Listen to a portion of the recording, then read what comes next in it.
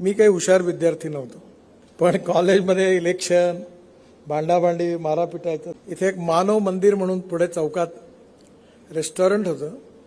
तिथे आम्ही दिवसभर हाफ चहा 4-5दा प्यायचो. फार चांगला चहा होता, तसा चहा पुन्हा कधी पिलाच नाही. पण कॉलेजमध्ये खूप चांगलं वातावरण होतं.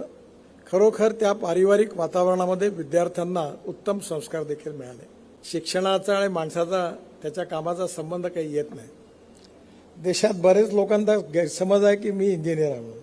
जे आता जगातल्या मोठ्या मोठ्या कंपनी सीईओ आहेत त्यांच्या कॉन्फरन्सला होतो, तर त्यांनी परिचय करून दिला की मी इंजिनियर आहे म्हणून.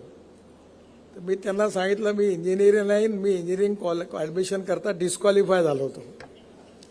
कारण 75 साली आणीबाणी लागली, त्यावेळी मी 11वा वर्ग पास झालो होतो. पण त्या काळी जयप्रकाशजींच्या आव्हानावर इमर्जन्सीच्या विरोधातच कामाला लागलो आणि मला 52% मार्क मिळाले आणि सायन्स ग्रुपमध्ये 49.26% मिळाले.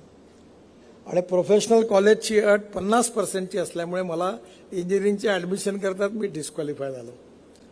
आता मला 11 डॉक्टरेट डिलिट्स मिळाल्यात, पण मी त्यातल्या 6 कृषी विज्ञानामधल्या आहेत आणि ॲग्रिकल्चर हा माझा जास्त इंटरेस्टचा विषय आहे. पण आता आणि कन्स्ट्रक्शनमध्ये जवळपास 7 वर्ल्ड रेकॉर्ड झाले. पण बऱ्याच वेळा मला टनेल आणि रोड ब्रिजेसबद्दल खूप समजतं असं लोकांचा गैरसमज आहे. तो अधिकाऱ्यांचा तसाच राहील असा मी प्रयत्न करत असतो.